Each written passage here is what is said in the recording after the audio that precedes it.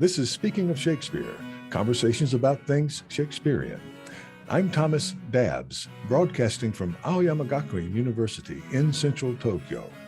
If you are joining us on YouTube and wish to listen to this program as a podcast, you may click the link below to your favorite podcast platform. This talk is with Lena Cowen Orlin, professor of English at Georgetown University. Lena is a highly cited expert on private and domestic life in and around the time of Shakespeare. She has been the recipient of fellowships with the Guggenheim Foundation, the NEH, and the Folger Shakespeare Library. She is also an elected fellow of the Royal Historical Society, United Kingdom.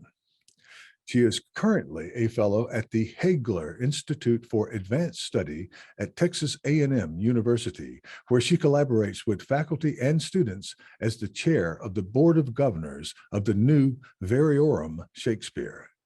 She is also the author of a recent book entitled The Private Life of William Shakespeare, which will be the main focus of this talk. This series is funded with institutional support from Aoyama Gakuen University and with a generous grant from the Japan Society for the Promotion of Science.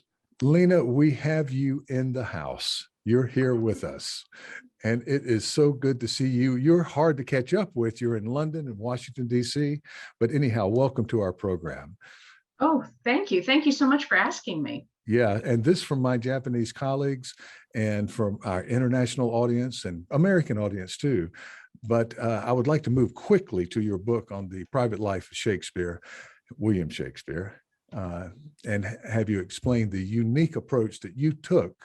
But before that, I would like to say two things about your work.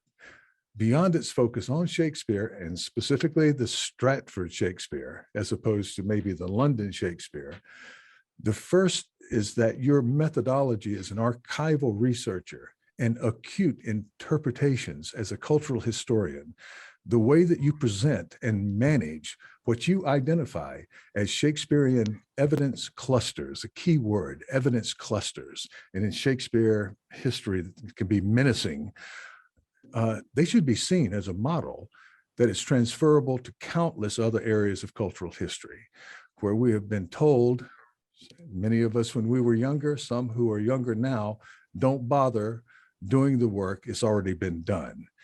Well, as you demonstrate and you punctuate in your text, no, it hasn't. There's much more work to be done. Now, secondly, as a supplemental benefit to gaining more insight on Shakespeare's life, we are also gifted with an exquisite view of the lives of regular people, with insights into financial management or mismanagement, law, trades, glove making. I love the glove making, fairs, church, village life, quotidian life. May we ask you for an overview of your book? First, thank you so much. Tom, that's very kind. So there are a couple of ways of approaching the book. One is, as you've already suggested, about the methodology, which is archival. It's not a literary biography. The others in terms of content, and maybe I could just kind of go through, there are 5 chapters in the book, go through each chapter in which basically argues. I should say that not only is this not a literary biography, it's not a complete biography. As you said, it's centered in Stratford and Stratford records rather than London records. I spent a good deal of time in those archives, and I kind of touched down wherever it is I found something that I thought might be interesting to explore. So that's the way, another way in which it's kind of incomplete. In the first chapter, I start out with Shakespeare's father. The question that I had for myself was, why did Shakespeare not follow the same life path as his father? Why did he do something different? His father was, for many years, a remarkable success story. He'd grown up on a farm, but he succeeded in doing what to us would be like the first in his family to go to college. He moved away from the farm. He trained in town, as you said, as a glove maker. That was to enter the world of money, to have the opportunity to advance himself. He not only was successful as a businessman, he joined civic government. He became what's essentially the mayor of the town, a very important figure. But then in the early 1570s, everything kind of crashed down around him, and he suffered business reverses. He withdrew from civic government. He basically went into a period of seclusion, which was to hide from his debtors. This happened when Shakespeare was about 13, which I think of as a formative age, just about the time that Shakespeare would have been thinking about the fact that he too would take up an apprenticeship, if not as a glove maker in some other trade. That would have been the expected path for him, just as he started thinking about indenturing his life for 7 years, to spend 7 years in a trade, a year or two setting himself up in business. His father suffered reverses that I think taught him that maybe this wasn't the path he might want to follow. And that's where I see a kind of major turning point in terms of his breaking away from the path that would have been expected, and where we see the first signs of the kind of self-determination that I see throughout his career. The second chapter is about how he did it. He would have been expected to be an apprentice. Apprenticeship indentures mandated that the apprentice started about the age of 17 for 7 years, and with the regulation that during the term of the indenture, marriage he shall not contract, fornication he shall not commit. By the time he was 18, Shakespeare had committed fornication, had gotten his bride pregnant, had married, and although that is usually seen as a coerced, entrapped marriage, I think that was his key to breaking his apprenticeship indentures, leaving behind the world of his father, and being able to go to London, where the public theater was located. Chapter 3 is about how he built the remarkable estate that he did, in which I again see his wife as a key figure contributing to the family economy. And there's a good deal of information about the businesses that she may have pursued in Stratford while he was in London as an actor and author. Chapter 4 is about his will, what he did with that estate. There are a lot of myths about the will, specifically that it was intended to express how much he despised his wife. I don't think, from having read other wills of the period, that there's evidence of that. Anne was not cut off with an old bed, as is frequently said. She was very well taken care of because she had dower rights to a third of the income from all the properties he had amassed for the course of her life. And it's also been said that the will preferred one of Shakespeare's daughters over another. I see him taking care of both of them.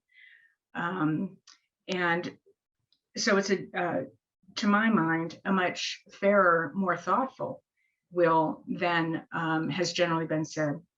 The 5th chapter is about his funerary monument. I expected this to be a kind of short coda to the book, but then I fell into a large research project of traveling around and looking at other monuments throughout England and realizing what was unusual about this one. If you have in mind the image of Shakespeare's monument, you know that it's a kind of portrait, head to waist, of showing him as a writer, quill in hand, paper before him. And it is modeled on a type that had originated in the Oxford universities for men of distinction. And it's a very unusual monument because it's not about his children, it's not about his wealth, it's not about his philanthropy, it's about what he did during his life that was worth remembering. I think the evidence is that he commissioned the monument himself, that he had a sense of how he wanted to be remembered, and that he recognized the importance of what he'd done as a writer. Well, that's all extremely interesting. And you've hit on pressure points for those of our audience or viewer, listener audience who are not into this. There are people out there who are deeply into this. And I know that you were on the board of the Shakespeare Birthplace Trust now, and this connection with Stratford is something that I think scholars like me and many others sort of miss because we get focused on the plays, the focus of the London theater and that sort of thing, but you can't ignore those formative years. And part of those formative years was an education. Now, I got a little lost. There's a lot of detail. and I got a little lost, but I think there's a guild hall. There was a guild hall, and that somewhere attached nearby was the school that you could locate, and the grammar education, of course, Latin, and also you point straight to Ovid. And well, what schoolboy would be drawn to Cicero before Ovid, right? There is sexy stuff. And also you get into London, you have all of these plays that are going, and they're using Golding. I have it here, Golding's translation of Ovid's Metamorphoses. I mean, it seems to be the source text for so many plays, even 20 years before Shakespeare was there. But he goes straight to that in so many cases. But that formative period where you might be able to imagine someone transforming and realizing, I have other talents too, beyond this trade that I might inherit or apprenticeship. And I think it's a convincing argument that let's take it to the big city, like so many people have done, and so many examples of people who go to Los Angeles and become actors, people who go to London to become actors or writers, or New York to set themselves up as literary types. And so I think that was just beautifully done in explaining how this young boy and young man gets into London, into the theater. Well, thank you. I mean, I think you hit on it when you mentioned Cicero as well as Ovid, because, Shakespeare was lucky enough that in Stratford, there was what was called a free grammar school. That is, grammar school that was available to the sons of free men being men who were licensed to practice trade in the town. And his father was a free man. And so his father's son, had access to that school. And the purpose of those schools, being set aside for men of business, was to train up young men to take responsible roles as business leaders and civic leaders. It was to have them read Cicero, to learn how to be responsible citizens. But it wasn't, only Cicero that was taught in the school. Ovid did come in, and that kind of, to my mind, is another way of talking about the two paths that he could have followed. And Cicero would have taken him in the direction of his father. Ovid took him in the direction of the theater, the poetry. Yeah. You show connections too throughout his London career, where there were these trips back and forth. It isn't a total abandonment, and it isn't necessarily a failed marriage and a separation. That there's a connection throughout, and their visitations and staying over in Oxford, and perhaps going to lectures in Oxford, and they're being inspired perhaps for the monument that there's a cushion. Is that right? When you think about monuments from the period, there are basically three types. One is the full figures laid out. That's for, as if they're on their tombs looking towards heaven. That's the most famous type, a medieval type. Yeah. In the Renaissance, what became very popular was to show people kneeling in prayer, the emphasis on how religious they were. And they were not engaging with their viewers. They were engaging with a prayer book or with God. But then there was this very unusual type. It only lasted for 40 or 50 years, of showing people full frontal, facing out towards the people who were viewing the monument, shown from head to waist. And they were portrait busts. There's a subset of that type, already a fairly rare type, a subset of that type that shows them with cushions at the waist. And this is what is the particular Oxford type, and which, to my mind, the fact that Shakespeare's monument also has a cushion demonstrates its derivation from the Oxford type. Cushions were associated with pulpits. That is, preachers would bring out a cushion to set on the pulpit to receive the Bible. And so cushions were associated with the men of Oxford who had trained in divinity, who were lecturing on religious subjects.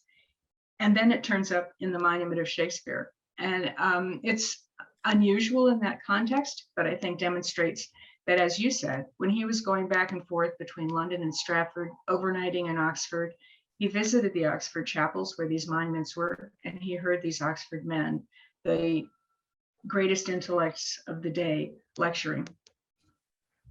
Well, I know that it was, I'm assuming this, there is very little mention of the plays and the content within the plays. I think there are a few titles in there, but you purposely avoided that, I think, and I think I know why, is because there's so many cases in the huge, long history of Shakespeare scholarship where someone extracts a line and says, okay, this tells us something about Shakespeare, and they go into this authorial intention.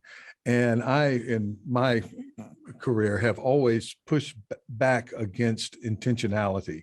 We don't know. These are dramas.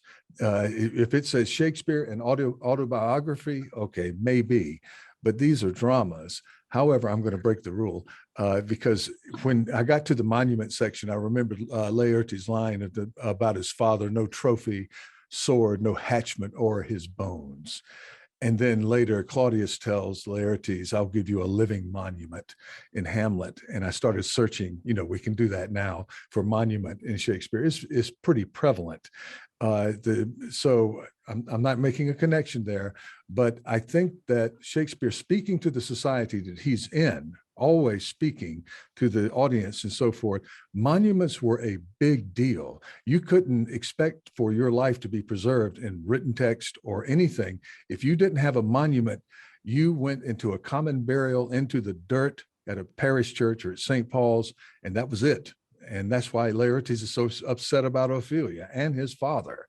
So this is part of the culture. So we might see it now as a little egotistical, or maybe a lot egotistical, but if you want to be remembered, you have to have a monument. Yeah, it's true that I tried to stay away from making connections between the life and the works for exactly the reasons you said. The one place I was really tempted was the monument. And that's because of another part that you didn't mention, but also Hamlet, which is that the top of his monument, it's a very symmetrical monument. At the top of it, there are two putti, cherub figures, who are shown as gravediggers. And they're resting after their labors, having turned up. They're sitting on mounds of dirt. And so it's a reference to the fact that Shakespeare has now been interred in the dirt himself. But one of them, in spite of the symmetry, one of them is distinguished by having turned up a skull in the dirt. And so that's where it was hard for me not to mention Hamlet.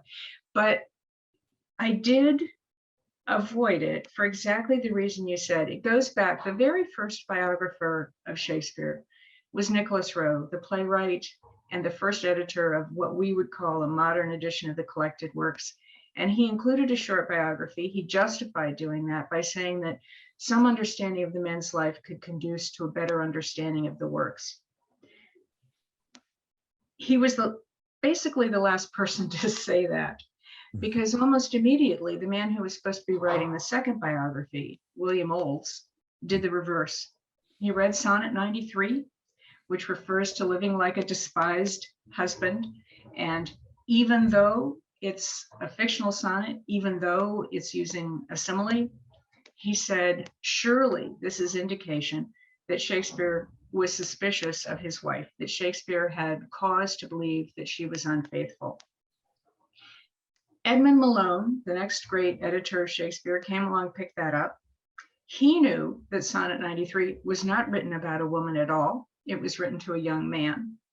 But he said, Olds nonetheless must have been onto something. After all, is not jealousy the motivating factor in four or five of the great tragedies? Now, again, I agree with you that I think jealousy is a great motivator for drama, that the motivation for including that theme is the action that it sets in play, and that Shakespeare was thinking of dramatic energy, maybe more than his personal life. I don't think we can ever know, or at least I know that I can never know when or if he was writing autobiographically. And so I tried to stay away from making the kind of connections that are usually the business of literary biography. Right. And some speculation is allowed in those circumstances if enough evidence is provided. But this goes into another thing I kind of want to get back to Shakespeare's marriage, but I want to go first into and let our viewer listeners know what you have to plow through. You're dealing with a 1,000-piece plus jigsaw puzzle anyway, probably far more, that's been toyed with over centuries of in some cases, very overtly, perhaps overconfident, but certainly self-confident men in the 18th century, 19th century, who will just come out and say, this is it, in that sort of oratory style in their writing. And I've found it and this is it. And then it becomes doctrinaire. And then it seems it becomes a monument itself. It seems impossible to tear down because as soon as somebody does, somebody else goes to the text before and it gets picked up again, and they miss the next critic. And then there's more archival evidence that's found and missed by the next person. And it reminds me of Richard Altick, one of my favorite ever books, The Scholar Adventurers, right? And there's a section on Marlowe in there. The similar thing, of course, happened with Marlowe. And this happens, and you have to get through that, and that's your evidence cluster there, because some of what they're saying can be right, and other things you have to separate those things and then set them up for us as you have done. Thank you. One of the great path breakers in 20th century Shakespeare biography, a great name, Sam Schoenbaum, because you'll remember that he did a couple of books drawing together the records to try to create a documentary history. But if you look at Schoenbaum's book, which is full of illustrations, beautiful illustrations of the documents that he worked with, you'll notice that often he includes what we would now, kind of trained by Google, refer to as a snippet view. That is, he'll take a whole document and he'll just cut out the little bit that has Shakespeare's name to show that Shakespeare existed in this document. And what I tried to do was to read the whole document, not just the little snippet that so many of us have concentrated on for so many years. And then beyond that, to read other documents in the same genre. Because what I've discovered is that if you read any document in isolation, you often don't understand why it was written, what the conventions were for the creation of that document, what its own rules were, what vocabularies it used, who it was intended to persuade, or what it was intended to document. And that's what kind of led me into the more archival path that you've discussed, which is just to read a lot of documents in search of understanding what the ones that deal with Shakespeare mean. Yeah, or whether or not it was a forgery by John Payne Collier. And I had to deal with Collier in my early days of research. Oh, that guy. And he did some wonderful work, but you just sometimes, a lot of times, you don't know. From Schoenbaum's Shakespeare's Lives, I remember that character, Halliwell Phillips, and the Wallaces from Nebraska. And it's just unforgettable how driven these people were. Collier, a sort of officious librarian who wanted to make his name earlier on, and then later Halliwell Phillips, who takes the name of his wife, the surname, and I believe his father-in-law was also a Shakespearean. Is that right? Yeah, made a couple of important discoveries, actually. His father-in-law. And then in early 20th century, Wallace and his wife going repeatedly to London and spending 15 to 18 hours a day poring over records over and over again. And they made a discovery about the will that was very important, I believe, or some others. It was, they discovered a case that actually was in one of the courts. It's a legal case where Shakespeare had been the lodger, when he was in London. This has to do also with the fact that his home base was always Stratford. Stratford's where he returns. Stratford's where he bought property. When he was in London, he lived in lodgings. Yeah. And he was living as a lodger in a household where an apprentice and the householder's daughter got betrothed. There was a disagreement about the contract, and Shakespeare was called in as a witness. That's the case that the Wallaces discovered, was Shakespeare's deposition filed in Right. that law court. Yeah, the will had long been discovered, but this addendum to the life, yeah. Yeah, but you're right. You know, Collier is kind of, you know, the perfect example of the frustration we've had about how little information seems to remain, how much we feel that the historical record lets us down, how much we still want to know, that we can never be satisfied. And so, you know, Collier, having made a few discoveries himself, got frustrated and started creating them. So make them up. And Hallowell Phillips was just maniacal. He left behind hundreds of scrapbooks and scrap boxes into which he was, you know, pasting or dropping little pieces of paper about different threads that he would follow in Shakespeare's life. He was aiming to write a biography. He never succeeded in doing that. He basically published his collections of like individual case studies of the documents that he had turned up. The Wallaces, as you said, summer after summer, somehow they persuaded Nebraska to let him go to London, give up teaching, supported him in his quest, because he said, you know, if he didn't do it, a Harvard man might beat him. A Harvard man might get in there ahead of you. Yeah. And that seemed to be a persuasive line. But they too, in spite of the important discoveries they made, and they did make not only this legal case, but also evidence of some theatrical companies in the period, they too wound up feeling unsatisfied, frustrated. It's a you know, constant theme through the biographical research that has been done for, you know, since 1709 in Nicholas Rowe. Yeah, the Wallaces, that biography has stuck with me through the years because something, I don't know, in Texas, somehow he had some land in Texas and they discovered oil and he became rich, according to Schoenbaum and others. And he just abandoned everything after these years of obsession. He just left and went to Texas and died. And I wondered, you know, if there was a long lost uncle that somewhere along the way had said, well, Tom, you don't have to do this anymore. You know, you're a multimillionaire.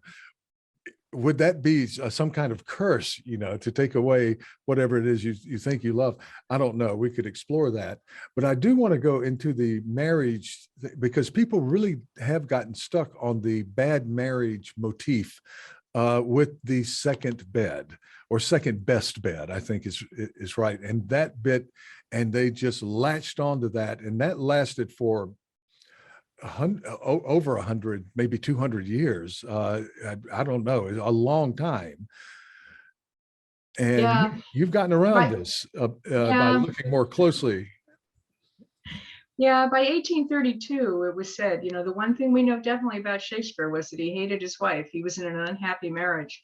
Yeah. There was a man by the end of the 19th century who got so exercised by how miserable Shakespeare must have been that he wound up saying, wouldn't it have been better if one of them, even if it'd been he, had died before that horrible marriage happened, you know, which is a little bit perverse because we wouldn't have any Shakespeare plays, we wouldn't have any Shakespeare poems, all sacrificed to the desire to avoid how terrible that marriage was.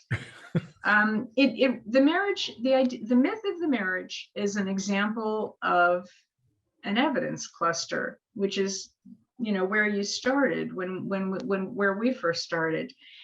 You put together the fact that she gets a second best bed in the will, with the fact that she was older than he, with the fact that she was pregnant when they married, with the fact that he spent a lot of time away from home, and with the fact that in Twelfth Night Orsino advises that a man should take a wife who's younger than he, with the fact that those 4 or 5 tragedies and are, you know, motivated by marital jealousy.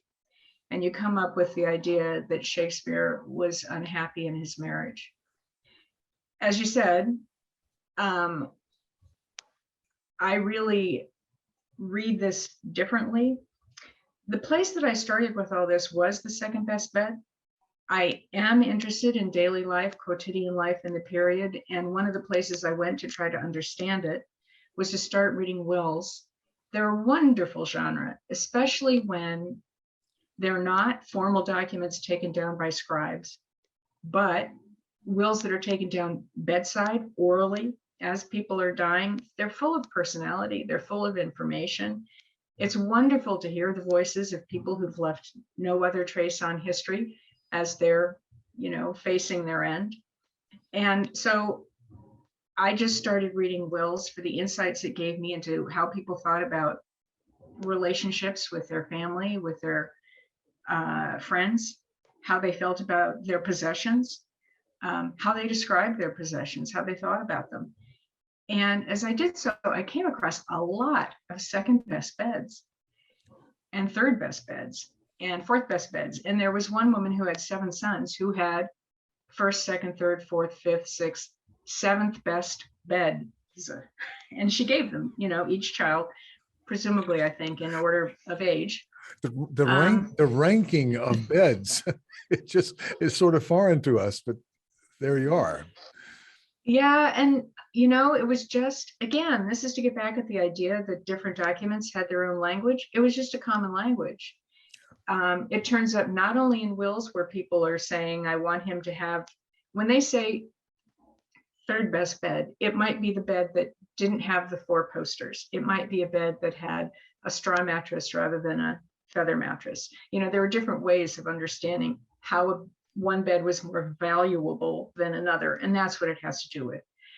But the language is so common that even in inventories, which are where people come in and analyze, appraise the value of everything somebody owned after his death for the law courts, they would, in inventories, refer to the best bed being worth whatever, and a pound, and the second best bed being worth 18 shillings or whatever.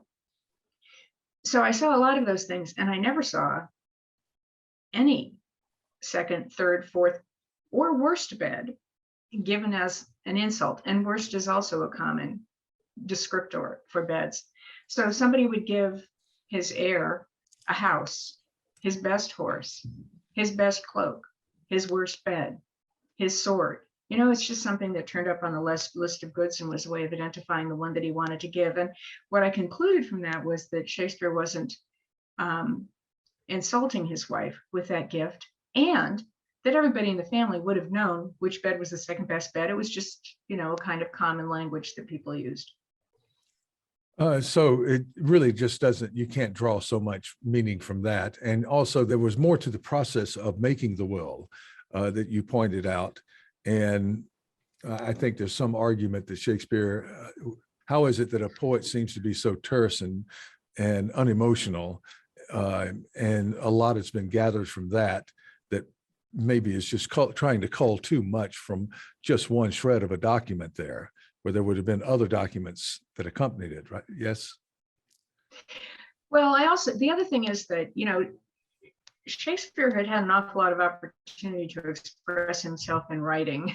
And a lot of people who are writing wills are not people who've expressed themselves in writing, and that's kind of their opportunity. And so they do get expressive. Some wills are very expressive, describing relationships, explaining why I did this and not that.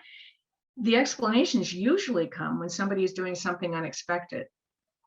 Mm-hmm. I have to explain why I'm giving something to this son, even though he's estranged. I have to explain why I'm not giving something to this daughter because I don't like her husband. Things like that. Shakespeare doesn't feel that he needs to make any explanations. So I don't think he thinks that he's doing anything unexpected. And the other thing is that I think we should think about Shakespeare as a master of genre, and he understood genre and its demands. He understood the genre of the will. He understood what it needed to do. And he was focused on what the will needed to accomplish in terms of distributing his estate and protecting his heirs in the way that he wanted to. Yeah, you would think that in that case, he goes, well, one thing we don't need here is naughty imagery within iambic pentameter, where we leave it up to the audience to interpret in certain different ways. No, this has to be very straightforward, and so there we are. Well, what I would like to do, and we can come back to the book, but I do want to let our audience know that you have been working on private life for years now, and you have 2 other books on this matter and other articles, and that's led you, and I'm going to be selfish here because I have a couple of questions about the Stratford birthplace, but it's led you happily, without having to without having to spend 15 to 18 hours a day. You've been able to travel in England and look at houses and study the I'm assuming the 16th, 17th century, the Tudor design that has been so internationalized, but a lot about houses and the differences within 30 years or 20 years of how styles changed. And I had a question about Tudor houses, because when I went to the Birthplace Trust the last time a few years ago, I noticed that the wood was painted. That usually in what we think of as Tudor design is exposed beams. And I was told by an official there that no, in the Tudor time, they painted the wood. And is that true?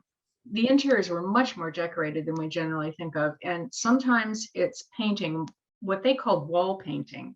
Yeah. And in a half timbered house might mean that the pattern was basically on the paneling, and there wouldn't have been a lot of painting on the wood timbers themselves, on the beams themselves. It would have been on the bits of plaster in between. Sometimes it was wall coverings, so that it was cloth that was painted and hung on the wall, but they were very decorative and very colorful. Even in houses that we would think of as, laborers, farm people could still have wall coverings that brought color and decoration into their home. What about on the outside? Would they have left those beams exposed to the weather and so forth, or would they have? It's a combination. Some were, some weren't. Some of them were coated with lime or something. Basically, the intention was to protect from rot, from water. But then there also came a practice of sculpting the plaster on the outside of houses in shallow relief. It's called pargeting, and the sculpting could be painted, so that too was colorful. I think we inherited the kind of stark black and white from the Victorians. They were the ones who emphasized that in their recreations of Tudor and Stuart houses. Okay. But I think that the whole scene would have been a lot more colorful than they thought. Okay, that explains a lot. I've always wondered about that. I had a friend years ago, he's a real estate developer, and I talked about someone having a Tudor style house, and he said, real Tudor or fake Tudor? I'm thinking, what you're talking about probably is fake Tudor, and even more fake Tudor in the American suburbs or whatever. But there were, so real Tudor is where the contrast between the wood and the plaster infill is structural. You need the beams to support the house. Yeah. Fake Tudor is where you're putting up pieces of wood to make it look like it's got that contrast. Or pieces, I think he was talking about pieces of siding that looked like it was wood. So that would be something there. Well, I wanted to move into your work and make sure that we can have time to cover this, that you also do art history and visual arts. And you have what I think is a new appointment at the Hagler Institute for Advanced Study at Texas A&M. It has such a fine digital humanities-based faculty, but also just fine scholars along with that. And you're working there. And tell us about what's going on. And it has to do with the text that is being in Variorum. Am I right? Yeah, that's right. People who are Shakespeare scholars will know the new Variorum editions of Shakespeare, which date back to, well, the ones that we've been working with, to the 19th century and to the Furness family.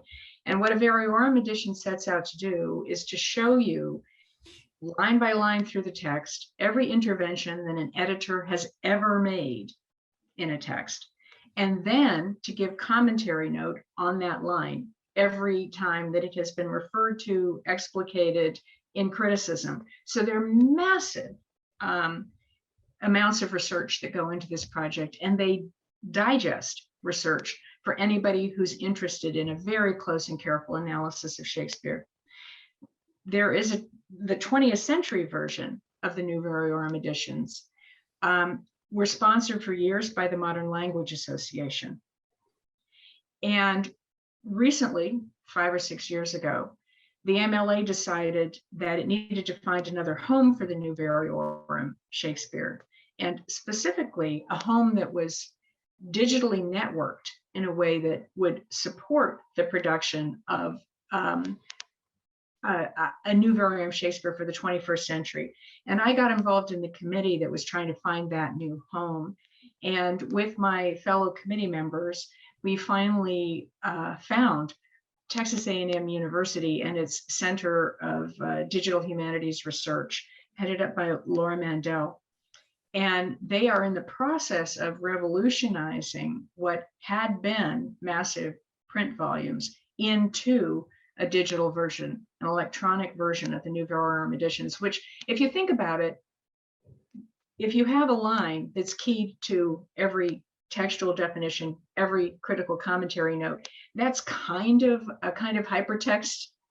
Before we could create hypertext digitally, right.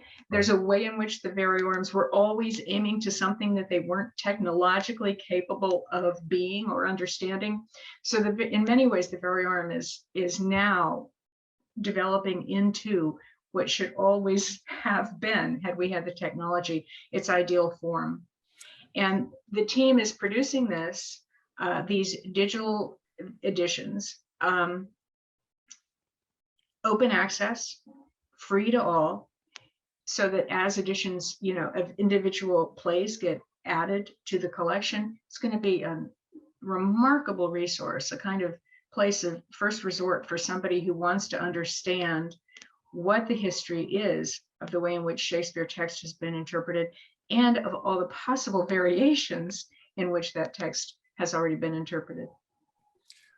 Yeah, and you're with the right people there, because this is not easy. I know something about the technology and how that would be set up, and how one might try to set up systems of links to this or that, but you have to have someone, and you do have people who will be very understanding of what the user encounters coming into the Shakespearean text, and not get them confused as they're wandering here and there, and setting up the code, behind the interface in a way that makes things fluid and usable. So I am very excited to hear about that. And I might have to talk with a couple of people over there and find out what's happening on the code. Yeah, I hope you do. The MLA has done an enormous amount of work. They did sponsor the original coding process. So the coding was set up before it came to Texas A&M. A&M has been creating the interface, the design for the way in which we encounter all this information. And there, it's in the process of beta testing. And there are, if you do invite somebody on from the Texas A&M team, they'll be able to show you the development of the project. And as I said, MLA recognized that they wanted it to be a fully in the kind of environment that would support this kind of work. Yeah. Texas A&M is also the home of the World Shakespeare Bibliography. I think you've had Heidi Craig on. Perhaps she talked about that in the past. And so that's one of the partnerships or networks into which the new Variorum is being imported. Yeah, well, and you seem very excited about this, and I understand why now, because you're getting support, you're getting a dedicated staff of scholars rather than, well, I'm sure that you have to use graduate students to do a lot of the work, but you have to have that dedicated staff who have continuity in going through these Variorum.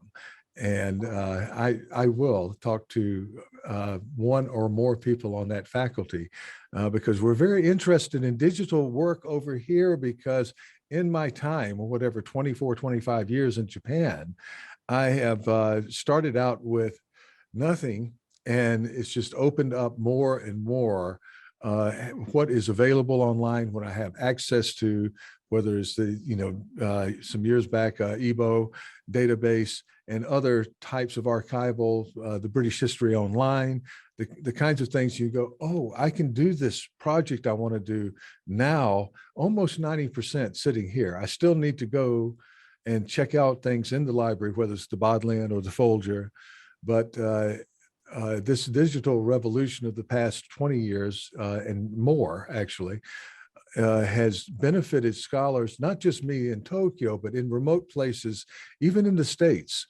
Not everybody is across the road from a world-class research library. So that's just wonderful work that you are doing.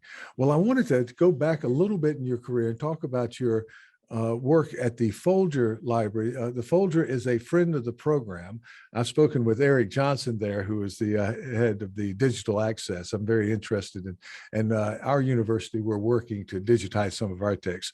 Very small, hot dog stand next to a Variorum Shakespeare, but we have some rare books and Bibles, actually, Bibles that are of interest. So we're sharing on their platform. We're digitizing them here, but we don't have the resources to build the kind of thing that the Folger has the resources to build.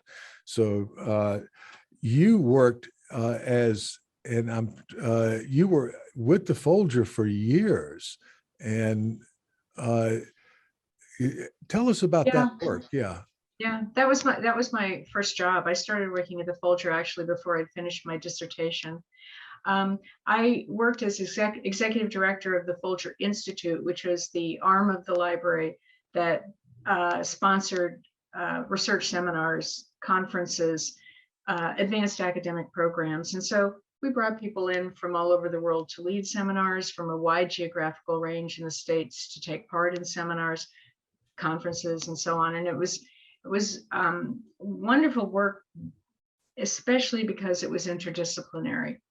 So I had written a dissertation in English studies. My PhD was in English, but I worked a great deal with historians. I learned a great deal about archival research from historians.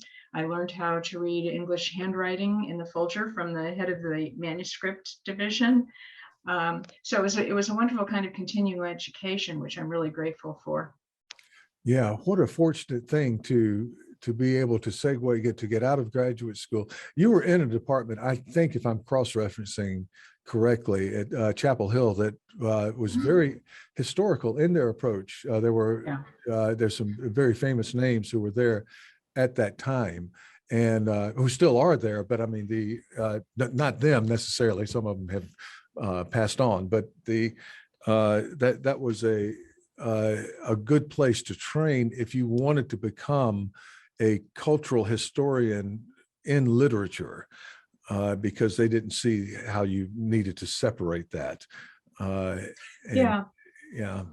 My thesis advisor was Alan Desson, who primarily for his work with very detailed close reading of stage directions and what you could learn about stage practices from kind of implied stage directions in the text and from the printed stage directions. And so he was a kind of pathbreaker in close reading of early modern texts in that way, historical way. Was Hinman still there when you were there? No. He'd gone, I think he went to Kansas. Maybe off camera, a couple of Hinman stories, but there's a good bit of bibliography. I mean, people who, if you think that the kind of archival research and detailed research that your advisor and other people and that you do is something, there are these guys. Well, there's one story I can tell of how his bibliography was proofread, and I don't know, it could be apocryphal, but sitting down with the graduate student and reading each word backwards from the back and then repeating it forward, every word in however many pages. I was told that story by a bibliographical scholar, Trevor Howard Hill, and he told it very seriously. That's what they did to proofread it. And I was sort of like this. He goes, well, it does seem a little bit obsessive, but that's what they did. And they didn't have spell check. They had to go into those, you wrote it out. In some cases, I guess you wrote it by hand and then typed it and then had to check it. But there's some great stories in bibliography and archival research from that period. And well, and he went on to create what's called the Hinman collator, which is where you can lay two texts side by side, and the machine makes it easier for you to recognize the differences between the two texts. Yeah. It goes back to what you were saying, though, about how much you're able to do now thanks to the digitization of resources. It's a different world. It's just, I felt I had exactly the same kind of sense of wonder and gratitude when I was working on the biography, that so much information is available online now. Yeah. One of the Folger resources that's been set up is the website Shakespeare Documented, which has a few hundred of the key Shakespeare documents beautifully photographed. You can expand them to look at those texts in close up in great detail. They're just gorgeously shown. Ebo, absolutely. Haughty Trust. The way where I was able to read Halliwell Phillips and any number of 19th century biographers was because all that stuff has been digitized and is available online. I didn't need to go into a library to find it. So, I needed to be in the archives for the manuscripts that I was working with, but all the kind of contextual material and surrounding material is available to us all now. Yeah. Unfortunately, not everybody has access to Ebo, but certainly Haughty Trust is making inroads even with some 16th and 17th century volumes to help make them more widely available. Yeah, well, I'm working on some stuff now, and I've been discouraged by the fact that I'm not sure how to do it because it has to be visual. And I think that you're so descriptive in your work, but and there are plenty of illustrations, or there are plenty of figures and so forth in your work. And it would be wonderful at some point to be able to do some kind of supplemental thing digitally, where you can zoom in and get a bigger, a picture of a map on a page is far different than having a digital recreation where you can zoom in and focus. I talked with Janelle Genstad at the map of early modern London, which I've used a lot, and it gives you such a sense of the city. If there were a similar thing for Stratford in the 16th century, that would be wonderful too, because there was a fire, and a very important part of your book has to do with that fire and the Birthplace Trust, and how that may have changed the shape of Stratford. Yeah, there were two fires actually in two succeeding years, 1595 and 1596, and they were terrible. Yeah. They were bad enough that representatives of the city went to London and got permission to travel around the country appealing for contributions to help rebuild the city. The losses were so great. It was buildings, it was the contents of buildings, it was equipment. If you were a glove maker, for example, you may have lost all the leathers that you were processing, the dyes that you used, the equipment that you used to cut the leather, and so on. So, it was a terrible loss. There were basically two kinds of domestic property in Stratford. One kind was owned by the lord of the manor. Another kind was owned by the town, each of them renting out to the people who were occupying houses. The manorial records are almost all lost. They were destroyed. The best records we have are for properties that were owned by the town, because the town was taking a census. They were losing income because people weren't able to pay their rent when their houses and livelihoods were destroyed.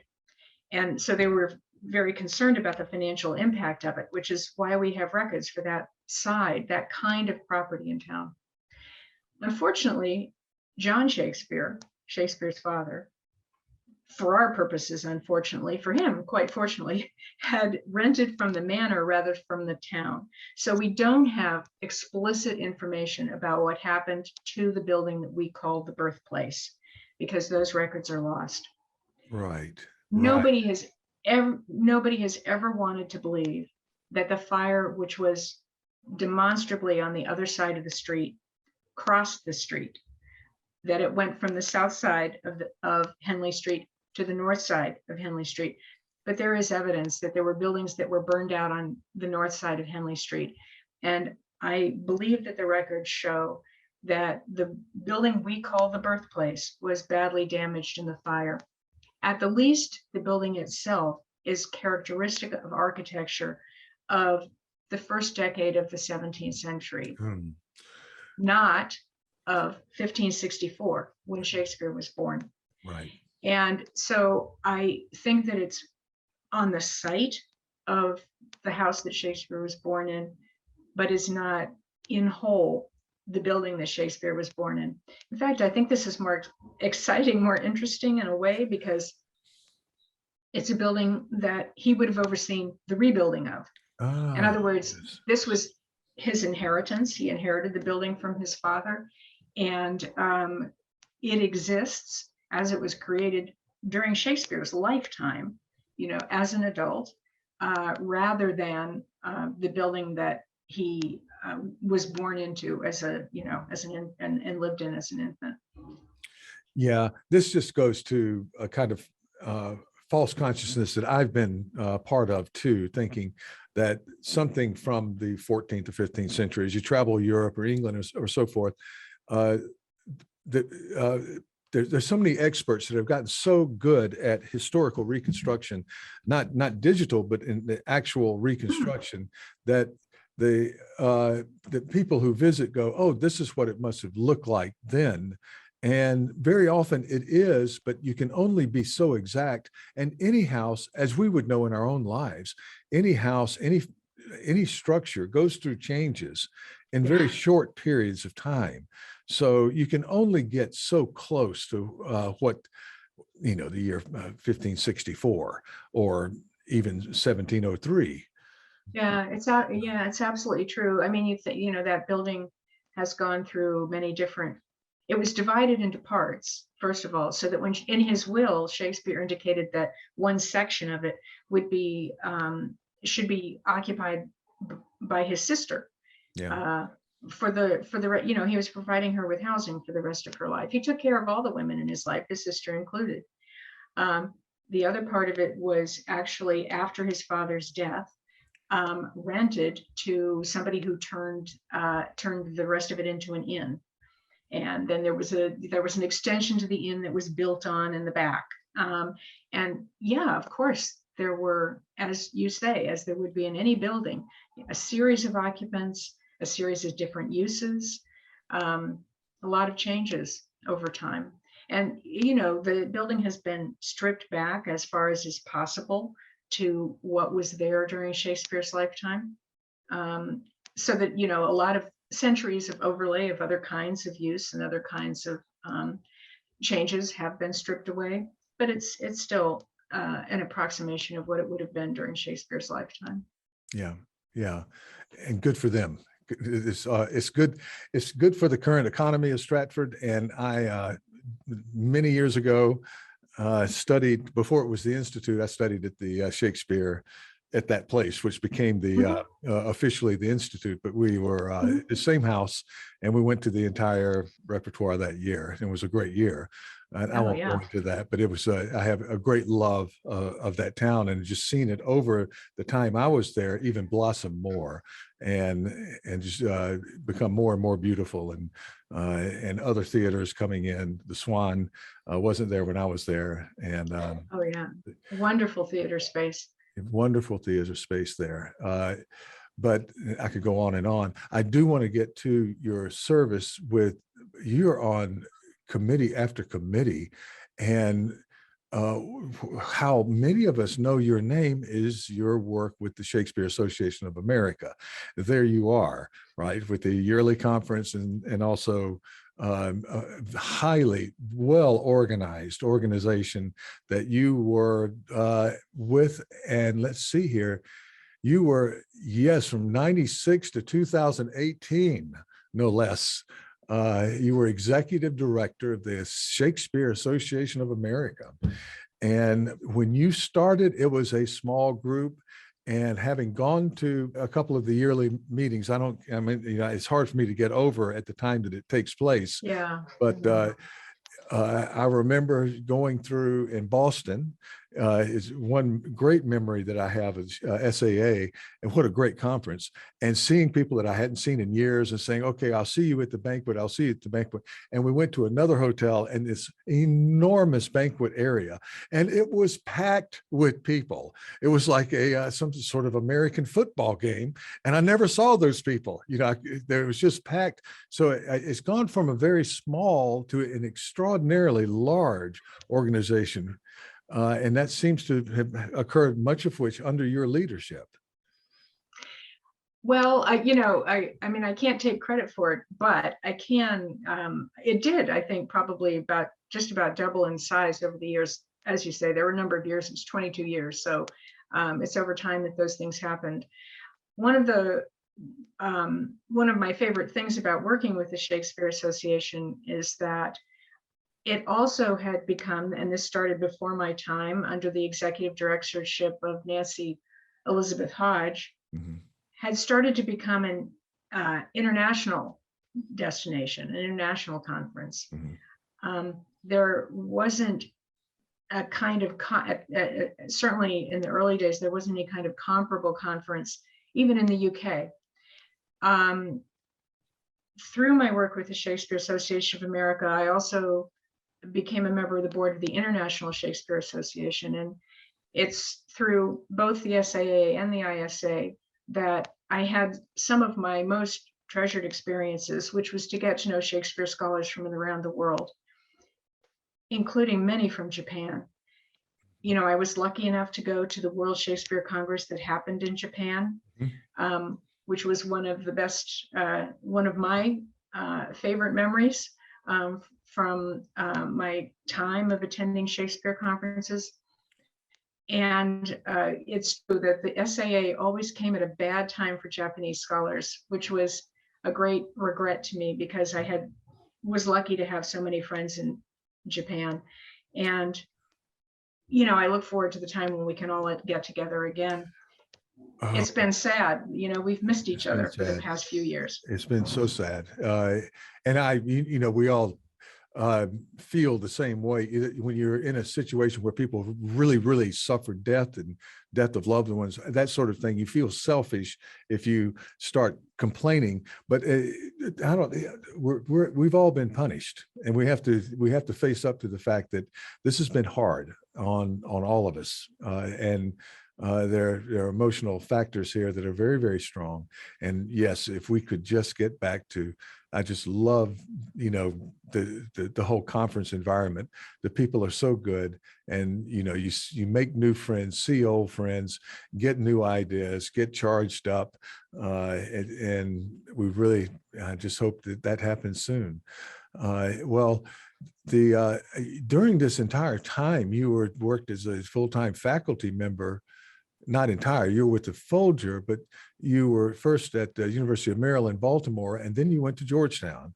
So you've had the benefit of living, and I'm going a little bit into your personal life. Now, I know you do private life, but we're showing now that you have not been a private person. You've been a public figure in our field, and thank you so much for your service. But you've had the great benefit and privilege, I guess, to be in the Washington, D.C. area, all of your career, really, and be close to the Folger, be close to all of the resources that are available from various areas throughout the Washington. We could just name them all off, including art galleries, world class, and theater, and all kinds of things.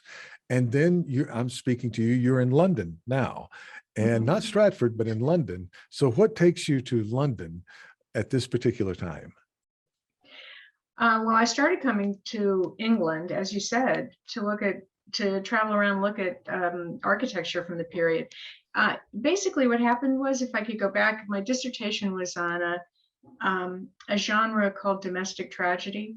And often in those plays, people would refer to my house or this room or that piece of furniture. And I started wondering, what, we knew it was an empty stage. We knew it was a largely bare stage. I started wondering what people were imagining in their own kind of heads as they heard these things referred to on stage. That's why I started traveling around looking at houses, and it developed into an interest in domestic architecture.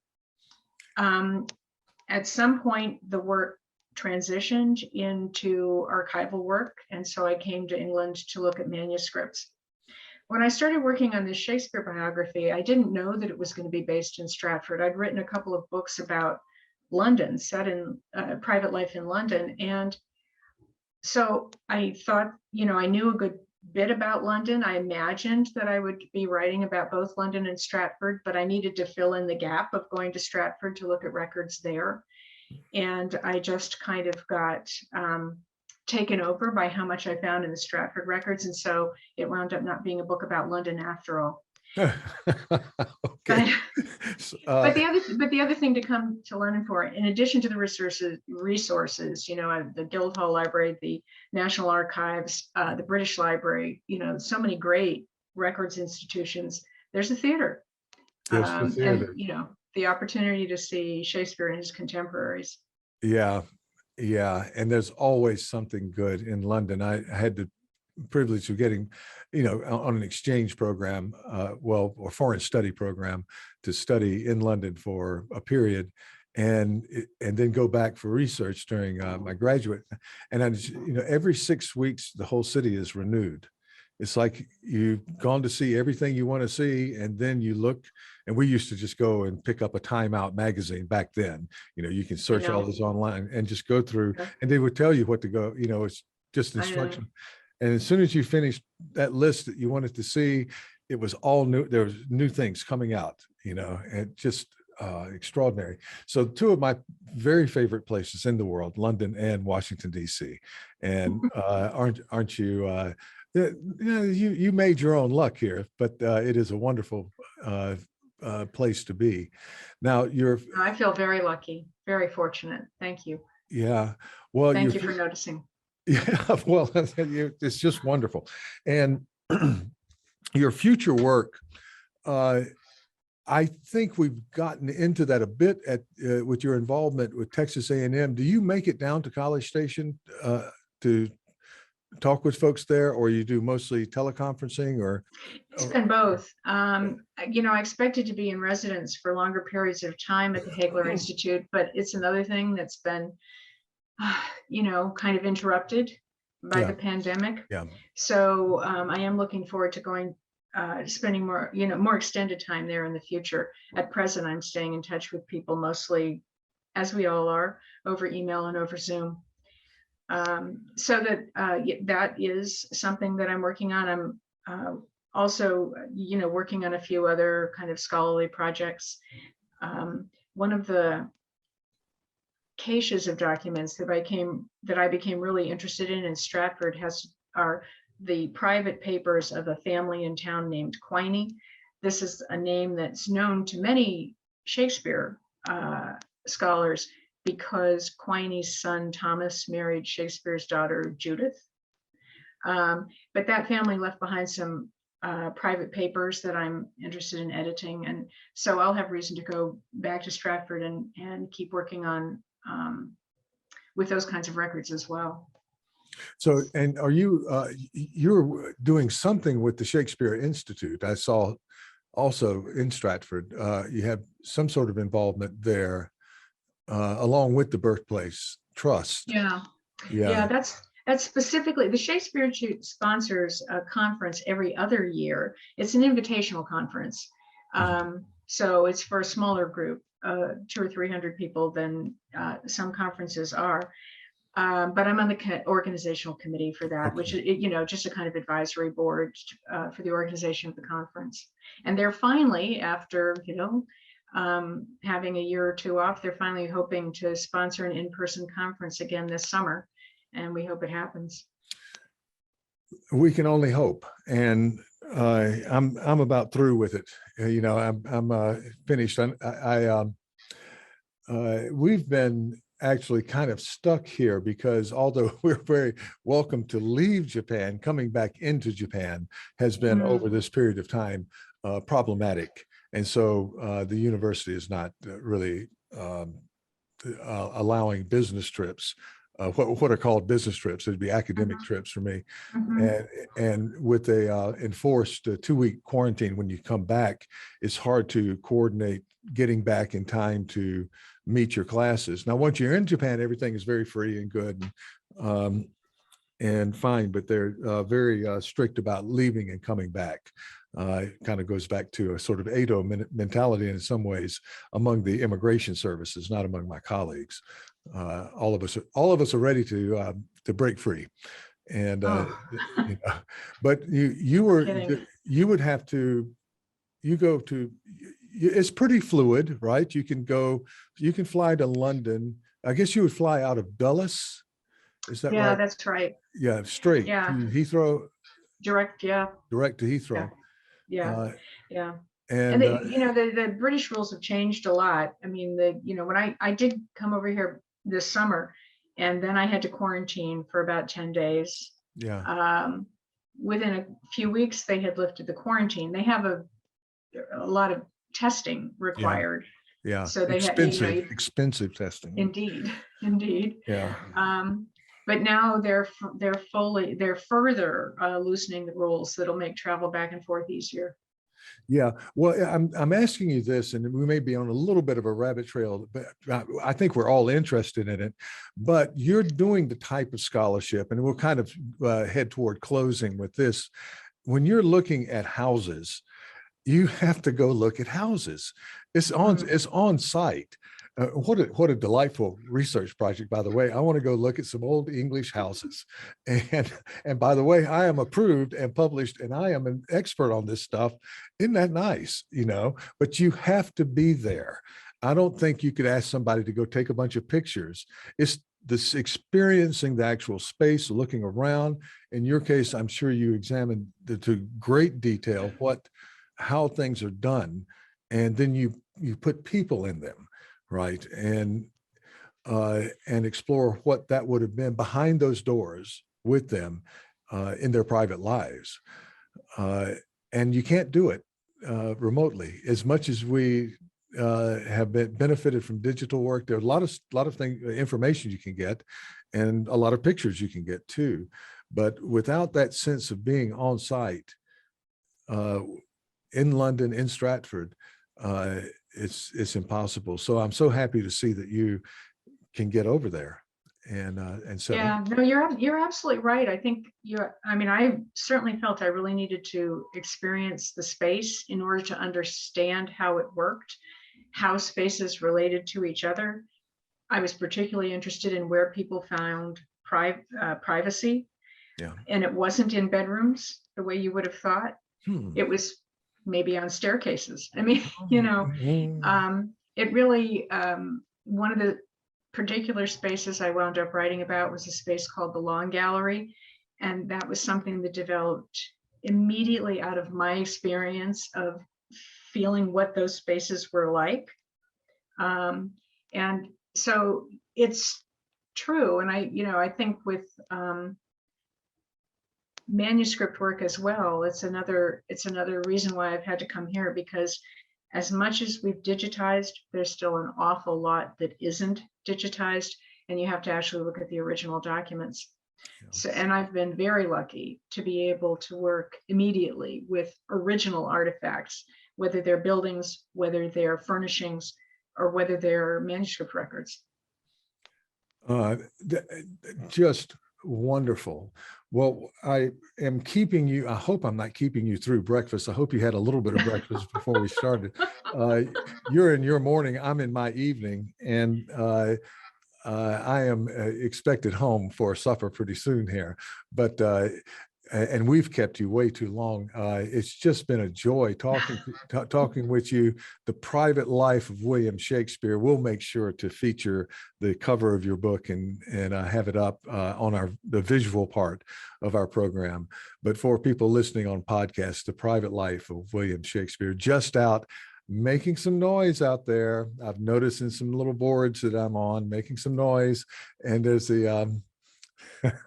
There's the old group that come in anytime you have anything on Shakespearean biography. Lena, on behalf of my colleagues, my students, the Japanese taxpayer that has funded this program through a grant, our international audience, and everybody, we wanted to thank you so much for joining us, and safe travels home. Thank you so much. Thanks for finding a time that worked for both of us in spite of our distance. Thanks for bridging the difference with this Zoom. I'm really grateful. Thank you for the chance to talk.